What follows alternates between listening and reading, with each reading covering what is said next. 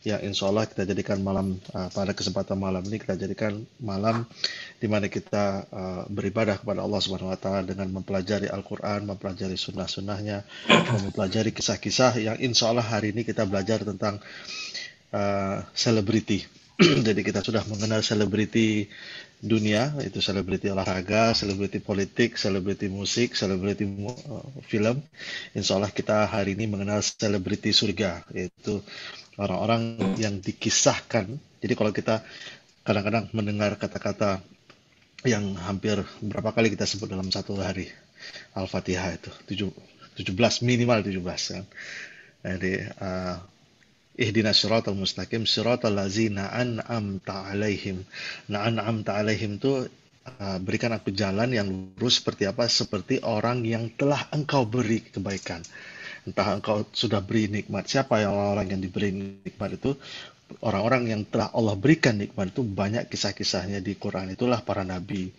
Kalau mungkin dalam kisah Nabi Muhammad SAW, itulah para sahabat. Karena ada beberapa sahabat yang sudah dijanjikan Rasulullah SAW masuk surga, maka dia punya status tertentu. Itulah yang disebut an'am ta'alaihim, mereka menjadi acuan kita, menjadi pedoman kita, menjadi kita untuk mengambil pelajaran hidup, pelajaran dalam beragama, pelajaran dalam beribadah dan seterusnya. Makanya banyak dikisahkan para nabi ketika Rasulullah SAW berdakwah, ketika Rasulullah turunkan Al-Quran, Rasulullah menjelaskan, wahal ataka hadisu Musa, tidakkah kau tahu kisah Nabi Musa? Kemudian Allah menceritakan Nabi Musa, Isra'a naron faqala li ahlihim kutuhu, misalnya. Jadi Allah menceritakan kisah para nabi ke Rasulullah supaya menjadi penyemangat, supaya menjadi guidance, supaya menjadi tauladan. Jadi itulah karena Rasulullah juga mengambil kisah para nabi ini sebagai penyokong dakwah Rasulullah, juga pemberi semangat Rasulullah SAW. Kalau kita Yasin wal Qur'anil Hakim innaka laminal mursalin. Jadi seakan-akan Allah mengcomfort Rasulullah. Engkau tuh rasul kayak rasul-rasul sebelumnya. Sebelumnya sudah ada rasul.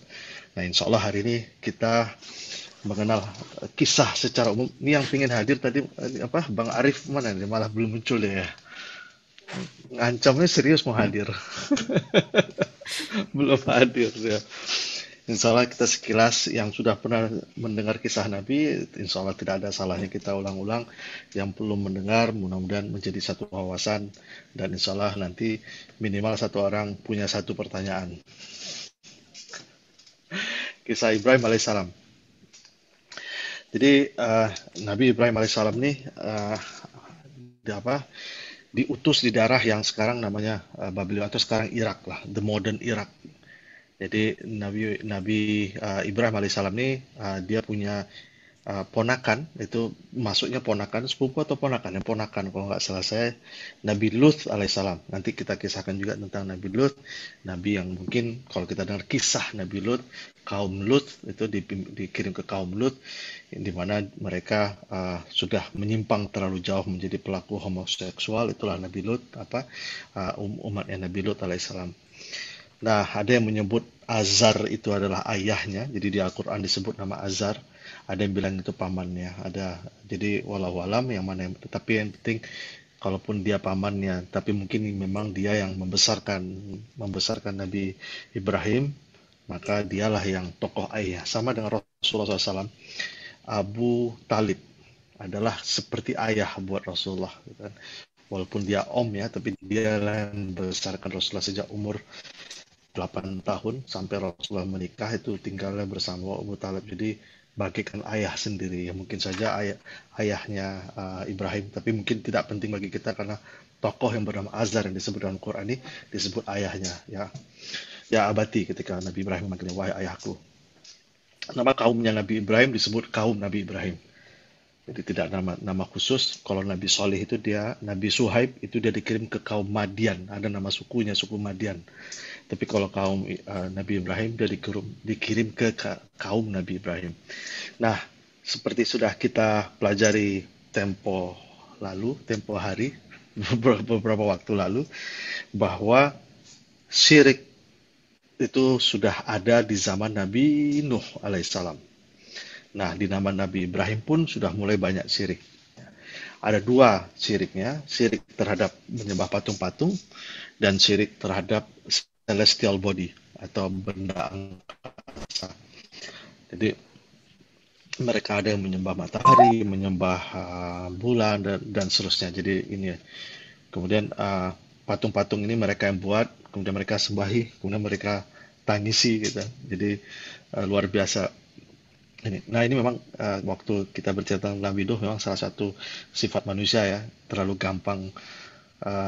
Siapa yang pernah tinggal di India? Tuh Mas Jisis tuh. Mas Jisis tuh pernah tinggal di India. Saya ingat sekali cerita Mas Jisis waktu di India. Jadi ketika dia pulang sholat Jumat, nanti Mas Jisis ceritain tuh. Aku nggak tahu dia main setor wajah kemudian pergi nih, jangan.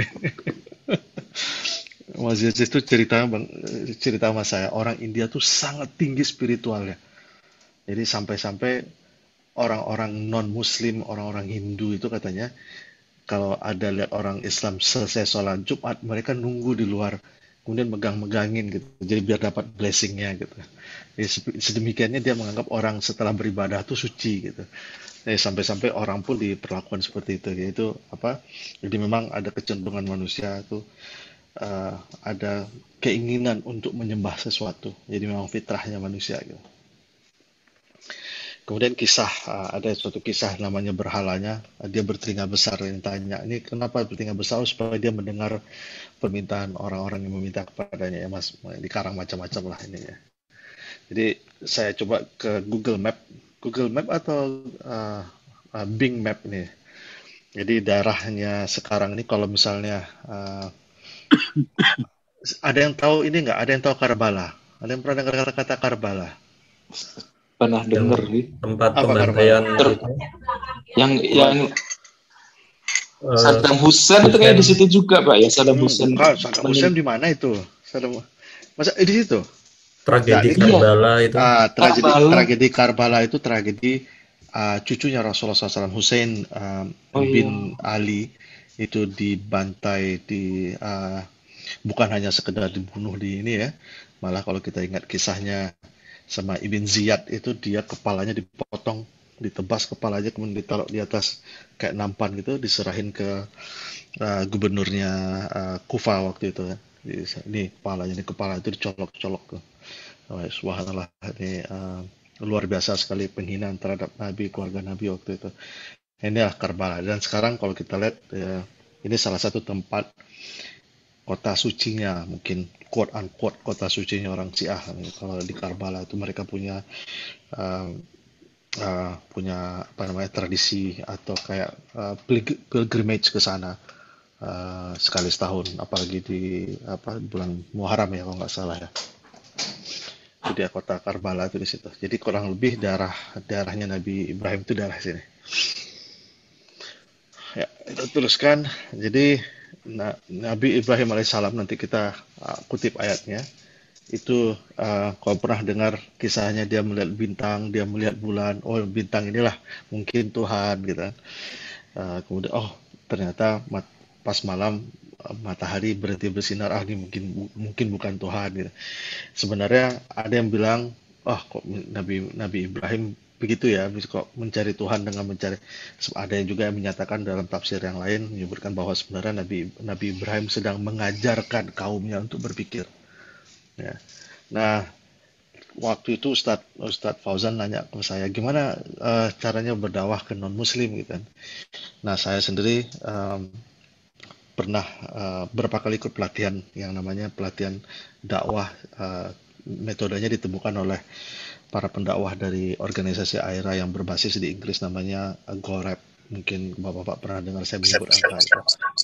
Jadi GoRap itu metode apa namanya? Metode dakwah kepada non-Muslim. Salah satu cara yang dipakai itu adalah berpikir secara rasional. Jadi ternyata Quran itu Allah turunkan. Tapi pada saat lain Allah juga memberi otak manusia dan Allah juga memberi fitrah manusia. Jadi kalau disentuh cara berpikirnya, disentuh dengan cara berpikir dan fitrahnya, sebenarnya gampang untuk manusia mengetahui bahwa ada yang namanya Sang Pencipta itu. Nah, itu ada metodenya, diskusinya. Dan beginilah cara Nabi Ibrahim gitu. Tuh lihat tuh matahari gitu. Matahari ini, kok mataharinya ya ini tenggelam ya, nggak mungkin lah Tuhan gitu. Jadi mengajak cara berpikir. Uh, jadi ini ayat Al-Qur'annya, dan demikianlah ya, wa kadzalika nuri Ibrahim, dan kami perlihatkan itu Ibrahim. Apa itu malakut? Malakut itu adalah tanda-tanda keagungan. Samawati, bumi dan langit, samawati wal ard, waliyakuna minal muqinin. Jadi kami jadikan bulan dan bintang itu adalah bentuk supaya manusia itu yakin bahwa ada namanya Allah gitu. Makanya di ayat surat Ali Imran itu apa, surah Ali Imran itu 133, inna fi khalqis samawati wal ardi wa ikhtilafil laili wan nahar la ayatan li ulil albab. Jadi dunia ini, langit dan bumi, gravitasi dan semua itu selalu menjadi tanda-tanda kebesaran Allah, tanda-tanda keagungan, malaku samawati. Kemudian ketika malam telah gelap, dia melihat bintang. Ya, jadi Nabi Ibrahim melihat bintang. Kemudian qala hadza rabbi. Oh, ini Tuhanku. Bintang ini di tengah gelap memberikan cahaya. Oh, inilah Tuhanku. Qala, berkata Nabi Ibrahim, hadza rabbi gitu. Tapi tak kala bintang itu bintang itu hilang. Qala uhibu, aku tidak mencintai sesuatu yang tenggelam. Jadi Nabi Ibrahim melihat bintang, tapi pas siang hilang bintangnya. Loh, nggak mungkin Tuhan itu menghilang gitu kan. Jadi dia membantu cara berpikir. Jadi Nabi Ibrahim alaihissalam mengajarkan menemukan pencipta lewat ciptaannya gitu. Jadi kalau misalnya orang Quraisy atau kita lah, misalnya kita jalan, mungkin mungkin pada suatu saat nanti kita bisa, kalau udah suasana udah baik, saya sama Pak Adi berencana tuh pingin. Dulu kita pernah sama Pak Fajar bukan nyewa ya, naik ke daerah Saikung sana, kemudian naik perahu ke daerah mana tuh ada tuh bagus ininya gitu. Ya kalau misalnya kita hiking, kemudian di tengah jalan kelihatan kotoran anjing gitu. Semua orang tahu pasti tadi ada anjing di sini, walaupun kita nggak lihat anjingnya, tapi lihat tai anjingnya, semua orang tahu ini pasti ada anjing di sini. Jadi kurang lebih seperti itu cara hujah, cara berpikirnya gitu. Jadi walaupun kita tidak lihat orangnya, tidak lihat penciptanya, tapi ciptaannya ada. Dengan mengkaitkan itu, maka ciptaannya adalah penciptanya. Jadi kalau ciptaan itu makhluk, dari kata-kata khalaq, maka pencipta itu namanya khaliq. Nah, kemudian itulah hujah kami, watika hujjatuna, itulah hujah kami yang kami berikan kepada Ibrahim. Jadi itulah cara berpikir, cara berargumentasi pada Ibrahim ala qaumihi, untuk kaumnya. Apa itu tadi? Kami tinggikan mereka beberapa derajat. Jadi orang yang mampu melihat tanda-tanda itu, itulah mereka yang ditinggikan Allah. Sesungguhnya inna rabbaka hakimun alim. Allah itu maha hakim dan maha alim, maha mengetahui dan maha bijaksana. Jadi ibadahnya, cara berdakwahnya Nabi Ibrahim AS itu menggunakan rasional. Jadi itu yang kita pakai pendekatannya ketika ngomong sama ateis atau ngomong sama non-muslim, untuk mengidentifikasi. Jadi yang mana pencipta, yang mana ciptaan. Udah bisa membedakan. Gitu. Dan pencipta tidak akan berbeda dengan ciptaan. Wa min ayatihi laili wan nahar. Salah satu tanda-tanda kami adalah siang dan malam. Kemudian janganlah kamu sembah malam dan siang itu. Janganlah kamu sembah matahari ataupun bulan. Tapi apa? Wasjudu lillahi allazi khalaqahunna. Jadi sembahlah yang menciptakannya. Jadi itulah secara umum. Kemudian ini Nabi Ibrahim mengajak ke ayahnya, ya abati, kan, yang dibilang apakah Azar itu ayahnya atau bukan, tapi Nabi Ibrahim memanggilnya ya abati. Sesungguhnya telah datang kepadaku ilmu yang pengetahuan lil malam ya'tika fattabi'ni, ikuti aku katanya. Jadi aku sudah tahu, aku sudah mendapatkan ilham, ikuti aku. Kemudian wahai bapakku. Ini kata-katanya harus diterjemahkan bahasanya. Ya abati, tak budus setan, wahai ayahku, janganlah engkau menyembah setan. Maksudnya menyembah setan ini jangan ikutkan hawa nafsu kamu, jangan ikut perintah setan, jangan ikut bujukan dan rayuan setan. Bahwa rayuan setan itu akan sebenarnya manusia itu punya kesadaran bahwa nggak mungkin dia menyembah sesuatu yang dia ciptakan, kan bapaknya dia membuat patung kan. Ya, inna syaitana kana lirrahmani asiyah. Jadi uh, setan itu adalah yang durhaka.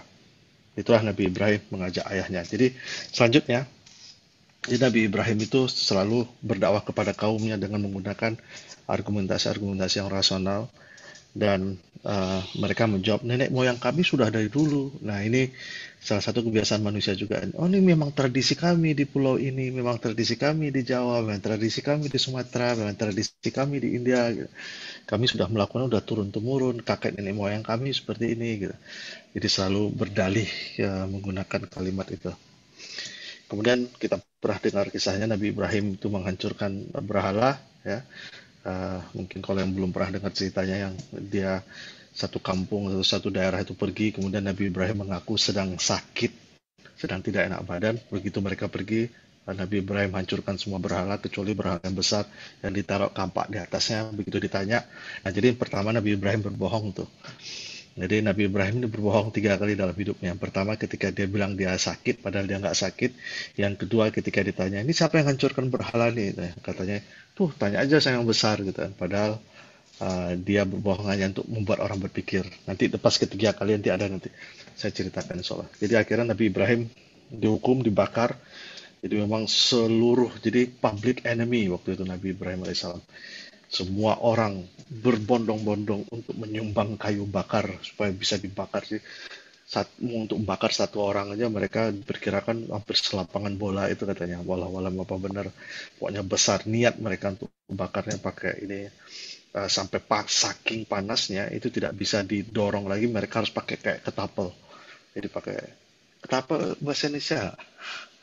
Bahasa Inggris ketapel. Memang ada ketapel. Apa itu? Ketapel.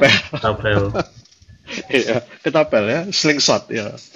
Sampai harus pakai ketapel. Harus pakai ketapel. Sudah lama saya nggak nyebut kata itu. Oh ya, saya tulis di sini ketapel. Bukan ketapel ya, ketapel. Sampai diperlukan ketapel raksasa. Dan ketika itu Jibril alaihissalam turun nanya ke Nabi Ibrahim, what do you need from me? I don't need you, kata Nabi Ibrahim. Subhanallah, Allah made me like this, Allah will help me. So this is part of the iman of Nabi Ibrahim alaihissalam. He knows he's going through this because of dakwah. He's going through this, dia sampai melakukan ini karena dia yakin Allah akan. Jadi begitu Jibril nanya, is there anything I can do for you, kata Jibril, no problem, Allah make me like this, Allah will help me. So ini salah satu bentuk luar biasanya Nabi Ibrahim alaihissalam dengan apa yang bahwa Allah akan membantu. Dan kita semua pernah dengar bahwa akhirnya Nabi Ibrahim alaihissalam selamat dari perintah ketika Allah memerintahkan api menjadi dingin. Kemudian Nabi Ibrahim keluar. Kebayang ya kalau misalnya kalau nanti insya Allah kita semua ketemu di Jannah. Nanti mudah-mudahan kalau kita ada waktu sama-sama ngumpul lagi, kita minta ke Allah, ya Allah tolong dong video syutingnya Nabi Ibrahim ini begitu keluar dari api itu, gimana wajah orang Namrud dan para pengikut-pengikut Namrud itu, gimana wajah dia melihat Nabi Ibrahim keluar gitu kan. Api udah dipanasin berhari-hari gitu. Pas dia lempar Nabi Ibrahim pakai ketapel, pas nyampe di sana kemudian Nabi Ibrahim keluar dengan sampai gini-gini kan. Wah, bisa bayangin wajahnya, subhanallah. Jadi ternyata mereka makin marah gitu kan. Ini kok bisa nih? Nah, itulah yang tapi ternyata sebagian dari mereka pas melihat itu tahu ini mukjizat, dan ada sebagian dari mereka yang akhirnya beriman, walaupun mereka beriman secara sembunyi-sembunyi karena takutnya, ya namanya minoritas kan, ada perasaan takut dan segan atau mungkin ancaman dan seterusnya. Jadi pengikutnya memang sangat sedikit. Malah dalam beberapa kisah itu pengikutnya Nabi Ibrahim itu waktu itu cuma ada 2, itu Sarah istrinya dan Nabi Lut alaihissalam ponakannya. Nabi Ibrahim alaihissalam itu hijrah dari Palestina ke Mesir, yang sekarang Mesir. Jadi memang perjalanan cukup jauh. Nah, dia bersama istrinya Sarah. Nah, suatu saat mereka melewati satu daerah di mana daerah itu ada raja yang zalim. Raja yang zalim ini dia menangkap semua perempuan. Kalau perempuan itu diketahui punya suami gitu. Jadi ketika Nabi Ibrahim dan Sarah ditangkap sama pasukannya, kemudian ditanya, ini siapa perempuan ini? Nabi Ibrahim menjawab, ini saudariku.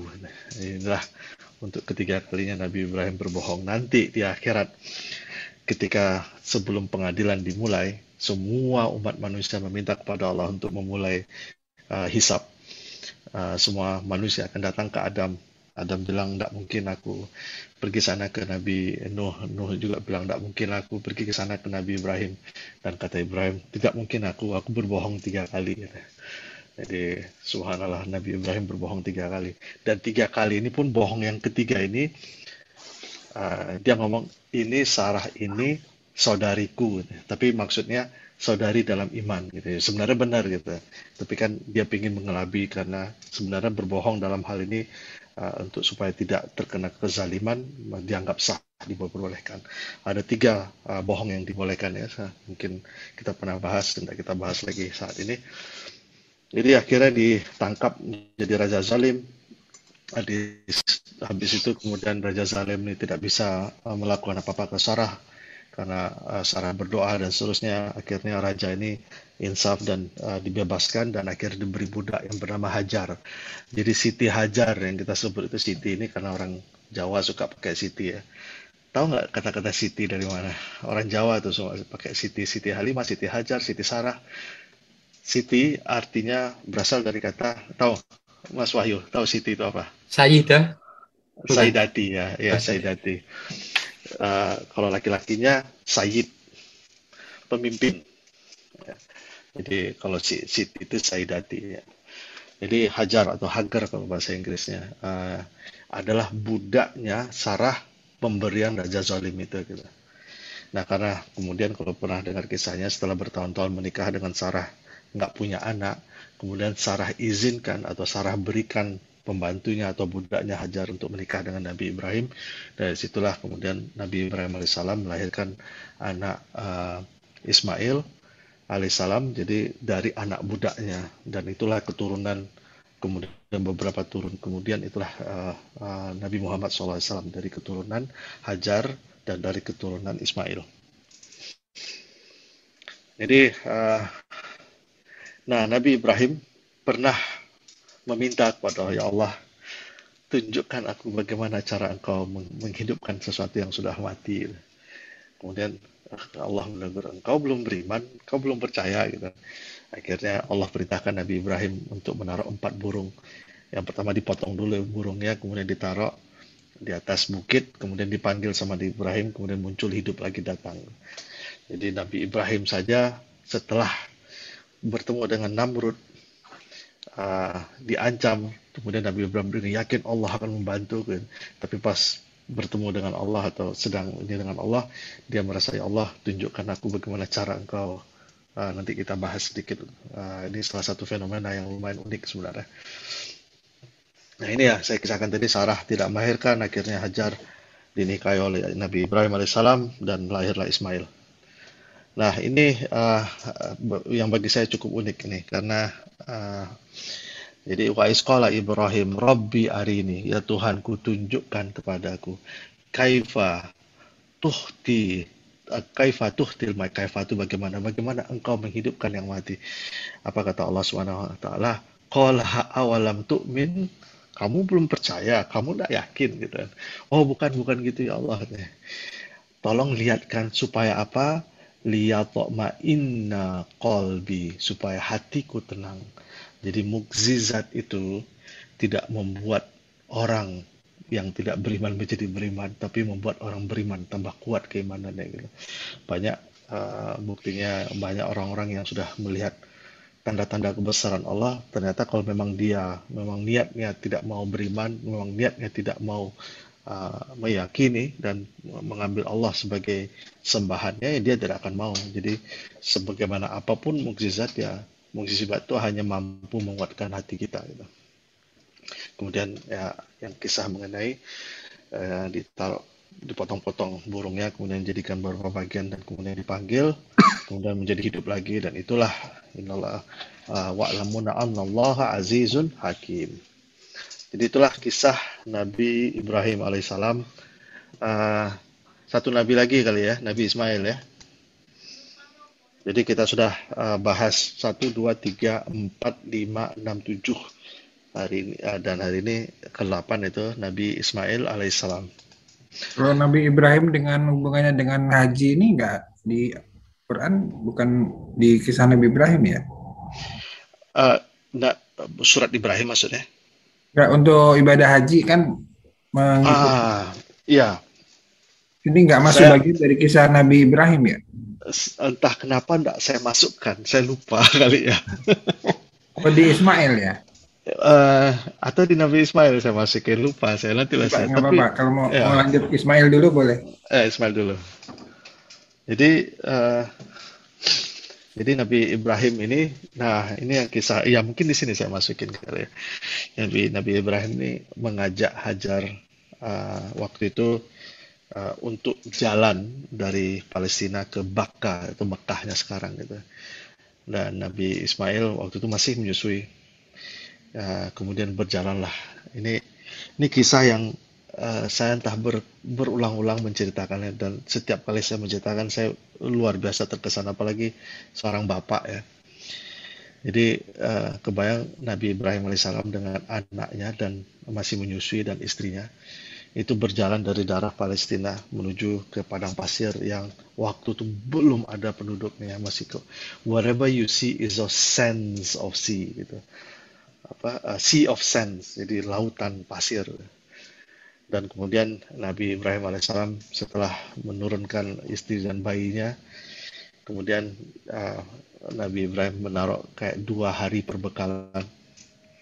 Kemudian Nabi Ibrahim alaihissalam setelah itu mungkin karena tidak punya kesanggupan lagi bagaimana cara berinteraksi memberitahunya, kemudian Nabi Ibrahim berbalik arah kemudian jalan. Kemudian istrinya pun bingung nih, Ibrahim kok meninggalin kami di sini berdua gitu kan, di tengah padang pasir ini gitu kan. Kemudian Nabi Ibrahim mungkin karena nggak kuat ngomong, kemudian Hajar berkata, ya Ibrahim, apakah engkau tinggalkan kami di tempat tandus ini gitu. Subhanallah. Kemudian tiba-tiba Hajar berkata, Ibrahim, apakah ini perintah Allah? Iya. Habis itu kata Hajar, that's it. No problem. Allah yang perintahkan, Allah will look after me. Jadi luar biasa keimanan seorang Hajar ini, sampai luar biasanya keimanan Hajar ini ketika dia melihat anaknya butuh untuk minum, kemudian Hajar perlu untuk mencari minum, walaupun dia tahu itu padang pasir, dia berlari dari Safa ke Marwah bolak-balik gitu, hanya untuk mencari air. Larinya dia dari Safa dan Marwah itu akhirnya diperintahkan Allah. Kita tidak lengkap Islam kita kalau tidak naik haji. Tidak lengkap haji kita kalau kita tidak meniru langkah Ibu Hajar, yaitu lari bolak-balik dari Safana. Ngapain? Apakah dia waktu itu sholat atau enggak? Nyari air. Subhanallah, keislaman kita diukur oleh apa yang dilakukan Hajar dalam mencari air. Ini luar biasa. Makanya ketika Nabi Muhammad ditanya, Rasulullah SAW ditanya, Rasulullah, seperti apa salawat yang bagus?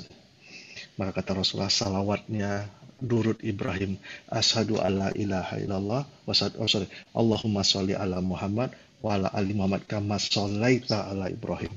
Karena kisah Nabi Ibrahim luar biasa.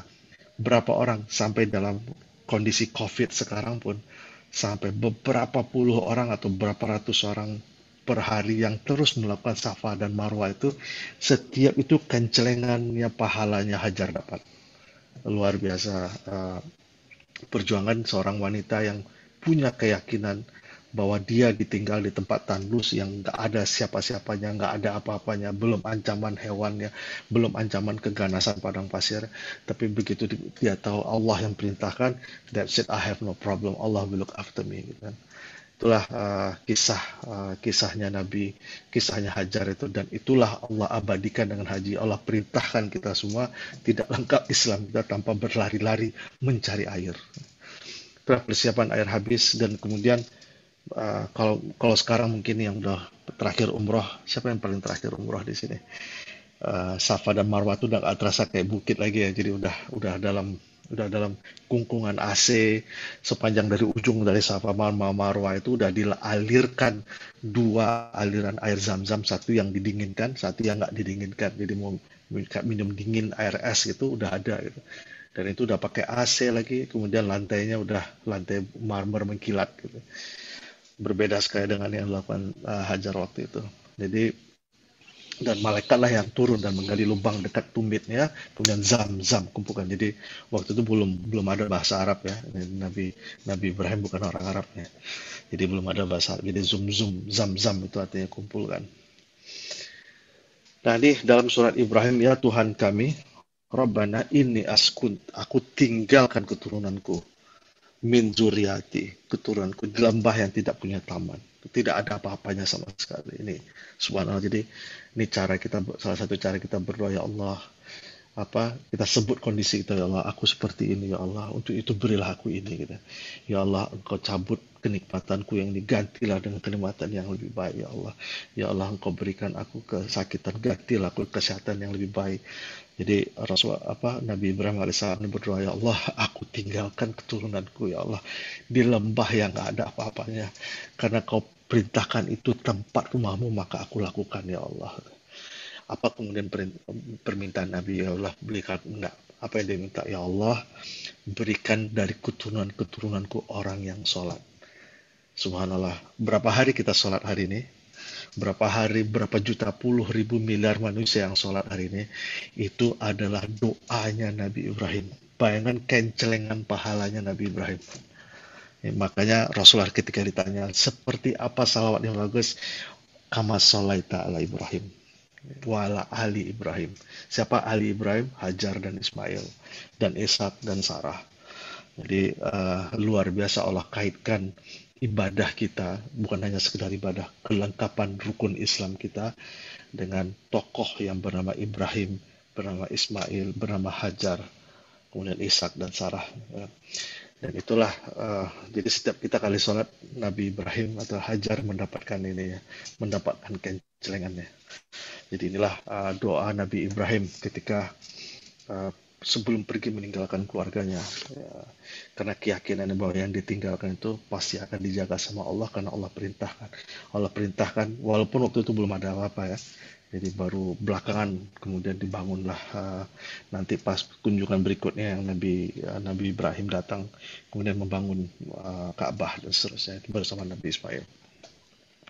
Jadi Nabi Ismail itu jadi kemudian mereka bertemu satu suku yang sedang travel, kemudian melihat ada tanda melihat burung di atas. Oh, ini mungkin ada air dekat sini. Itulah akhirnya mereka ketemu. Jadi ada satu suku yang lagi travel, mereka lihat ada burung. Kayaknya ini ada air di sini. Mereka akhirnya datang ke sana. Kemudian air itu miliknya Hajar karena milik Ismail dan Hajar. Dan akhirnya mereka menjadi buat tempat pemukiman sementara, menetap di sana hingga akhirnya turun-temurun terjadilah kemudian kayak awal-awalnya suku Arab ya. Jadi mereka akhirnya tinggal di sana, ngumpul di sana, dan akhirnya berkembang menjadi suatu komunitas. Jadi itulah. Nah, kemudian kisah istri Ismail dan kunjungan Ibrahim ini agak unik nih. Nabi Ibrahim datang suatu saat, ya kan. Kemudian bertemu dengan ini rupanya Ismail sudah punya istri, tapi kemudian Ismail tidak di rumah. Kemudian Nabi Ibrahim bertanya, siapa kamu, istrinya gini. Kemudian sebelum pergi Nabi Ibrahim titip pesan, sampaikan pesan saya ke Nabi Ismail. Apa itu? Tolong diganti kunci pintu. Ya.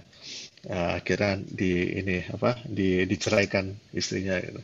Nah, kemudian datang lagi dengan ini bertemu dengan istri, kemudian tolong sampaikan pesanku, tolong dijaga kunci pintunya, artinya istri yang ini dijaga gitu.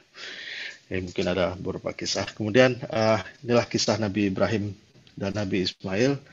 Kemudian Rasulullah perintahkan untuk membangun Baitullah. Wa is yarfa'u Ibrahim, dan ingatlah ketika Ibrahim kawaida mendirikan minal baiti, yaitu rumahku, kata Allah.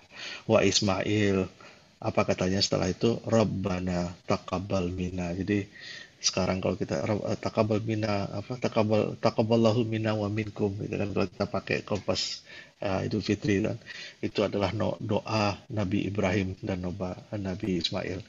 Jadi setelah mereka membangun tempat Ka'bah sekarang itu, mereka berdoa, ya Allah, ya Tuhanku, Rabbana taqabbal minna, terima dariku, innaka antas samiul alim, sesungguhnya engkau maha mendengar lagi maha mengetahui. Jadi inilah doa Nabi Ibrahim. Kemudian hari raya kurban. Nah, mungkin dulu pernah saya angkat kisahnya. Sebenarnya ada dua versi ya yang dipotong itu, apakah Nabi Ismail atau Nabi, ada yang juga bilang itu Nabi Ishak, tapi mungkin bukan di tempat ini kita membahas tentang itu. Jadi Nabi Ibrahim alaihissalam bermimpi untuk menotong anaknya, dan adalah salah satu bentuk mimpi wahyu dari Allah itu adalah perintah Allah. Maka Nabi Ibrahim menjalankan perintah Allah dengan memotong anaknya atau mengkorbankan anaknya, sehingga terjadilah hari raya kurban yang kita rayakan sampai hari ini. Dua nabi aja dulu kali ya Pak Adi ya. Iya, biar relasinya nggak terlalu jauh. Ya.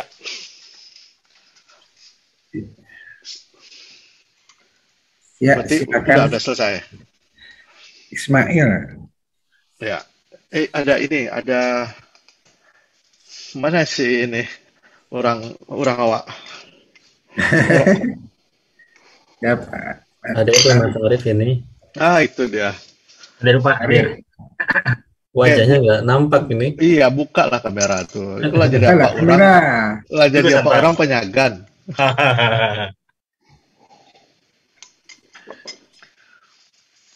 Ya, Pak Adi. Itu tadi yang menarik juga, kisah yang jarang ini kan tentang Nabi Ismail tadi kan, dikunjungi Nabi Ibrahim. Itu artinya Nabi Ismail tidak tinggal bersama Nabi Ibrahim ya? Pergi-pergi. Enggak, karena Nabi Ismail kan tinggal di Mekah. Mekah, Ibrahim di Palestina. Di Palestina. Di istri pertama ya? Ya. Kalau Hajarnya di Mekah juga? Hajar sama ini di situ di Mekah. Maka dia menjadi salah satu bentuk peristiwa penyembelihan itu Ismail sudah berkeluarga atau belum? Kayaknya enggak, masih muda. Masih muda ya. Kisah-kisah Ismail dikunjungi itu kisah Israeliat atau saya karena memang mengambilnya banyak kan dari Ibn Katsir, dan Ibn Katsir memang jadi cara menggunakan Israeliat itu asal dia tidak mempengaruhi esensi dan tidak melawan syariah atau ini ya, dia diperbolehkan. Saya lupa karena saya ambil semua dari Ibn Katsir, jadi kadang-kadang saya lupa. Di buku yang saya punya tidak ditandai apakah ini Israeliat atau enggak, tapi ada beberapa ini ditandai bahwa ini kisah Israeliat gitu. Kalau yang ritual hajinya itu itu ada di kita, ada di ini. Tadi itu kan dari hadis apa dari Quran ya, syariat ini ya. Kalau syariat itu kan, jadi gini, sebelum Nabi Muhammad menjadi nabi, itu di Mekah itu sudah ada orang yang tawaf.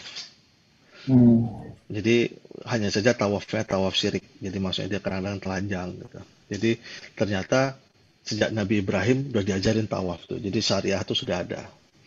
Nah, syariah haji itu sendiri, haji yang Islam itu sendiri adalah di 1 tahun 2 tahun terakhir sebelum Rasulullah meninggal. Ambillah manasik haji dariku, kata Rasulullah kan.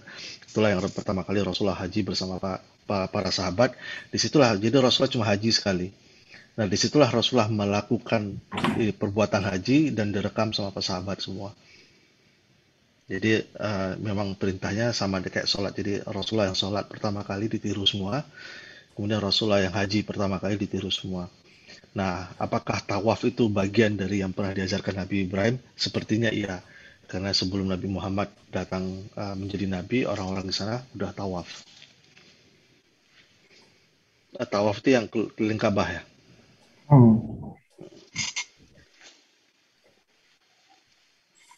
Pak Didi, yang pencarian Tuhan kisahnya Nabi Ibrahim tadi, itu beliau ngomong sendiri atau ngomong di depan kaumnya ya Pak Didi ya? Kalau niatnya memang ngasih pendidikan sama kaumnya, berarti di depan kaumnya. Nah, itu yang saya tangkap dulu kan kesannya Nabi Ibrahim mencari-cari gitu. Tapi kan Nabi Ibrahim itu kan dia nabi kan, diberi wahyu. Jadi dia harusnya dia dari awal sudah terjaga ininya gitu. Jadi mungkin makanya saya ada versi tafsir yang lain yang menyebutnya itulah cara dia menyampaikan dakwahnya, cara ngajak berpikir. Makanya waktu dia ngomong ya abati gitu, sesungguhnya aku sudah diberi ilmu oleh Allah. Jadi dia udah tahu pada dasarnya. Pada dasarnya kan ketuhanan itu kan fitrah sebenarnya. Tapi Nabi Ibrahim ini Rasul ya kategorinya? Ya, Nabi Ibrahim Rasul. Nabi Ibrahim Rasul, Nabi Ismail Rasul, Nabi Ishak Nabi. Nabi Ishak Nabi. Oh, Ismail Rasul. Ya. Artinya ada kaumnya ya? Ada kaumnya dan ada yang ngelawan ke dia. Ada yang syirik gitu. Kalau Nabi Ibrahim kaumnya lebih banyak di Palestina apa di Mekah ya? Nah, cerita banyaknya kaum Nabi Ibrahim itu nggak saya temukan. Kalau mungkin bapak-bapak ada yang temukan. Kan yang ketika saya tahu dia memang menentang Raja gitu. Namrud itu kan berarti kan ada masyarakat Ada Mesir. Ada masyarakat, harusnya ada. Nah, Namrud itu katanya tempatnya Namrud itu ada orang yang bilang di daerah Turki sekarang. Saya kurang tahu ini juga gitu. Oh iya tuh ada tempat ziarahnya itu ya. Ada ziarahnya Raja Ada Namrud. pernah ada di YouTube tuh blogger yang Iya. patung-patung bekas dulu, patung-patung yang dianjurkan Nabi Ibrahim di Turki ya. Di Turki. Nggak walau-walau saya ini. Setelah itu ada lanjutan kisahnya nggak sih Pak? Jadi ketika setelah di patungnya di ini Raja Namrud ini masuk Islam atau nurut nggak atau malah dibakar malah dia? Yang Raja Namrud itu kan yang akhirnya mati karena kemasukan lalat nyamuk yang ke telinganya itu kan? Oh. Betul nggak? Ingat nggak? Nggak. Ya, saya nggak detailkan, saya ngambil snippetnya aja. Yang Raja Namrud itu yang itu kalau nggak salah. Namrud kan itu? Masih nggak? Siapa yang ingat? Nggak, tapi kan dipaparkan di kisah ini. Enggak, keseruan dakwahnya Nabi Ibrahim ke Nabi Namrud. Ya nanti ini saya buat kapan ini ya? Saya nggak revisi lagi, cuma saya rapiin aja gitu. Lebih ke snippet sebenarnya. Lebih snippet apa bahasanya saya? Cuplikan info, sekilas info. Tapi seharusnya nggak ada yang baru kan dari kisah-kisah ini kan? Ya nggak, justru kan kita coba ibrohnya gitu. Kalau saya kisah Nabi Ibrahim, terutama Nabi Ibrahim Ismail, saya melihat ibrohnya memang bagi saya sama ini kita sholat itu haji itu perbuatan haji itu kan Safa dan Marwa itu lari-lari sa'i dari Safa ke Marwa itu kan bukan ibadahnya Hajar, tapi Hajar mencari air gitu. Jadi saya ngelihatnya subhanallah, Allah kekalkan gerakan itu dan Allah jadikan kita semua menjadi tidak lengkap muslimnya kalau tidak berlari-lari seperti Hajar. Jadi luar biasa kemuliaan yang diberikan oleh Allah kepada Nabi, kepada Hajar dan ini ya. Begitu juga dengan ketika Allah memerintahkan atau menyuruh Nabi Ibrahim untuk memotong dan mengorbankan anaknya.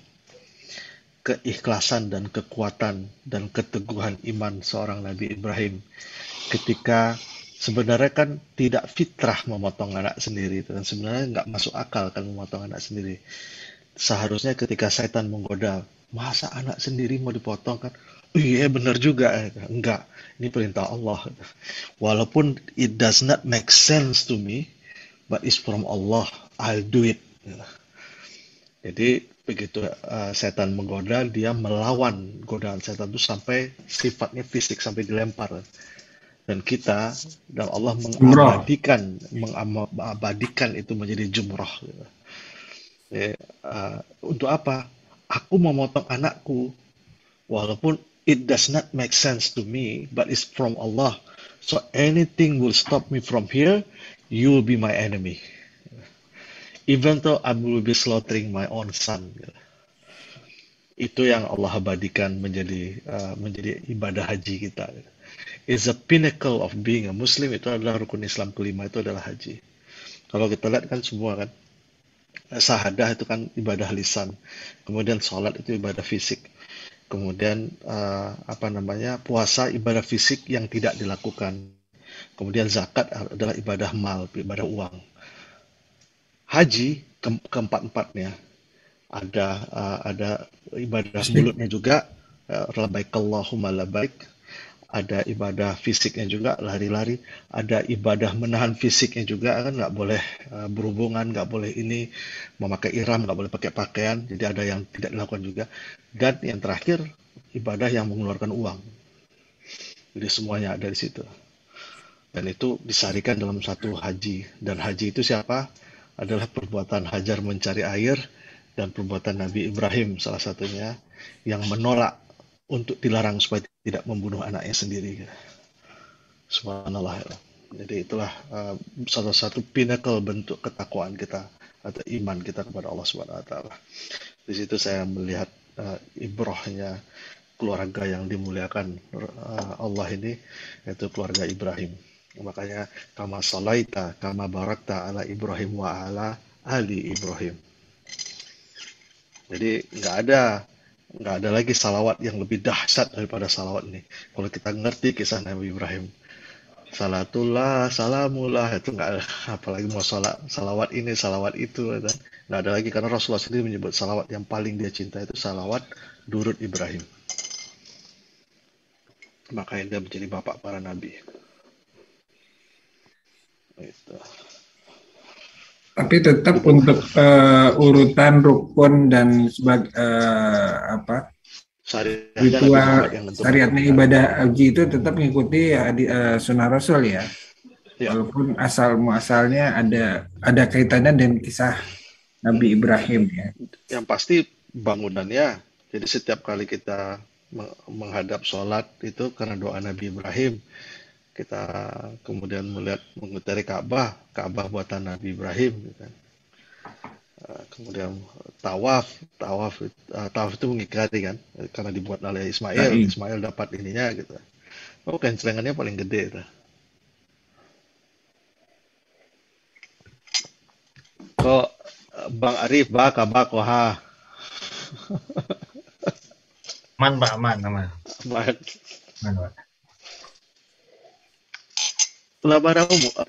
Sorry, saya kalau sama Mas Arif ini bahasa Perancis saya keluar. Udah berapa umur anak? 2 Pak, 2 tahun. Oh, 2 tahun. Udah bisa minta adik. Sebentar adiknya nyusul Pak. Oh, alhamdulillah.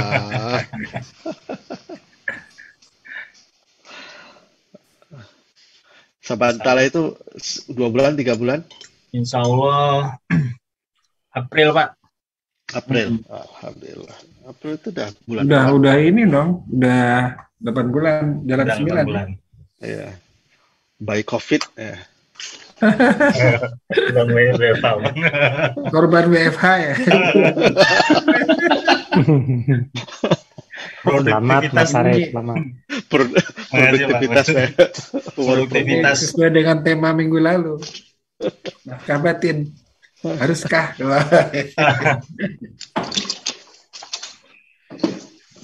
Baik, mungkin ada bapak-bapak yang pingin komentari atau pingin ini yang kebetulan saya tahu, saya bisa jawab insya Allah. Baik yang mengenai Nabi ataupun sekitar Nabi atau apapun yang berkaitan dengan Nabi. Nabi ini sendiri berasal dari sama dengan kata-kata naba, ya, naba, sesuatu yang besar. Jadi Nabi ini menyampaikan sesuatu yang besar. Saya mau nanya nih Pak, yang berkaitan dengan waktu sholat Isya. Waktu sholat Isya itu batas waktunya yang sesuai dalil itu kapan ya? Apakah benar sampai waktu menjelang subuh? Oh, waktu Isya batas waktu sholat Isya. Oke. Saya pastinya saya kurang tahu ada berapa pendapat, tapi saya memegang pendapat, tapi mungkin lebih ke nanti saya cek dulu ya. Saya lupa apakah saya lebih dekat ke Imam Hambali ya. Atau Imam Hambali Syafi'i juga, bahwa waktu Isya itu sebenarnya sampai tengah malam yang disunahkan. Jadi di luar tengah malam dia masjid darurah. Artinya gini, kalau misalnya jadi tengah malam itu bukan midnight ya. Tengah malam itu misalnya antara Isya sama subuh. Maksudnya Isya sama maksudnya subuh. Kalau misalnya Isya sekarang jam 8, subuh misalnya sekarang jam 6 misal ya. Jam 8 sampai jam 6 berarti itu jam 1 titik tengahnya. Berarti maksimumnya jam 1 untuk dia waktu sholat. Di atas jam 1 dia darurah. Artinya nggak boleh dijadiin ke suatu kelaziman. Kalau misalnya ketiduran atau apa, once in a while, sekali setahun, sekali 2 tahun nggak apa-apa, tapi nggak boleh dia disengajakan setelah lepas jam 1. Itu yang setahu saya. Tapi ada juga yang menganggap bahwa sampai masuknya subuh. Jadi bahwa masuk yang nggak ada darurahnya. Jadi dia masuk ke full waktunya sampai subuh. Tapi saya lebih setuju dengan pendapat yang pertama, sampai pertengahan malam. Kehati-hatian ya. Ya, kehati-hatian. Jadi kalau mau niat sholat tahajud ya sholat Isya dulu baru bangun malam. Ya. Nah, Gitu kalau kali ya. Rasulullah SAW itu kan salah satu sunnahnya adalah menelatkan sholat Isya. Jadi setelah sholat Isya tuh nggak ngobrol lagi, nggak ngapa-ngapain lagi, tidur gitu. Maka ditelatkan dia setelah beraktivitas kemudian sholat baru tidur. Ya, biasanya seperti itu. Oke. Ya. Nanti saya cari yang mana ini ya. Kalau kita kan di Indonesia kan ini ya, Imam Syafi'i ya. Mungkin Imam Syafi'i sampai, karena saya udah lama di sini, kemudian saya lihat, saya pernah belajar kalau nggak salah Imam Hambali itu dia pakai pertengahan. Kita kapan-kapan boleh juga ya minta Ustadz Johar fikih sholat. Kan sudah pernah kan? Pernah ya? Oh, kaifiat sholat ya. Bukan fikih sholat, jadi waktu-waktunya apa yang wajib, apa yang syarat-syarat, Fauzan. sama waktu-waktunya. Ya kalau nggak salah sholat, iya saya juga pernah baca juga pernah dengar apa. Jadi waktu sholat Isya dan waktu sholat Zuhur itu sunnahnya justru di akhir waktu gitu ya. Di akhir ada, kalau nggak salah hadis sahih ada itu sholat Zuhur dan sholat Isya. Dan yang masalahnya ini, maksudnya sholat Isya ini apa? Saya juga baru tahu. Jadi memang ada ya dua pendapat, yang malam dan yang bilang subuh. Jadi maksud dari di akhir waktu ini, jadi maksudnya di akhir waktu ini apa bisa sampai menjelang subuh atau kita tidur dulu ya, di waktu tahajud gitu. Setelah kalau Nabi Muhammad dia sebelum tidur udah sholat Isya. Sebelum tidur udah sholat Isya. Tadi dia Assalamualaikum warahmatullahi wabarakatuh. Waalaikumsalam. Kembali ke Nabi Ibrahim dan keturunannya. Jadi kalau Nabi Ishak itu atau Isaac itu kan dari Sarah Pak ya. Berarti itu lahirnya setelah Nabi Ismail dari mana istri dari dari Sarah, betul. Ya. Jadi duluan Nabi Ismail dulu, baru Nabi Ismail anak pertama. anak pertama. Jadi terus dia pulang ke Palestina atau ke daerah situ lagi. Ya, Baru Sarah hamil setelah Sarah sekian hamil. puluh tahun Nah, nggak hamil-hamil Pak ya. dan kalau nggak salah Sarah itu hamilnya setelah lewat masa hamilnya, masa suburnya. Hmm. Setelah masa ini. Dan anak keturunan Menopause. Ismail itu yang Isaac itu yang akhirnya ada Nabi Isa juga, karena itu lebih ke Bani Israel Pak ya. Bani Yakub. Bani Jadi Yakub. anaknya Ishak itu Yakub. Yakub. Nah, Bani Yakub itu Bani Israel. Ya, saya ini kan, tapi kan apa namanya, kesahihannya tidak bisa di 100%. Yang mana, saya share dulu sebentar ya.